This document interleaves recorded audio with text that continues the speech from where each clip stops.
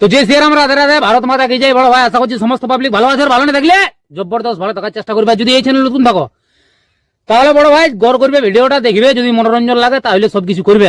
তো পরিষ্কার গল্প। তো কাকা তুমি ইন্ট্রো লাগাও, সেই লেভেলের ভিডিও।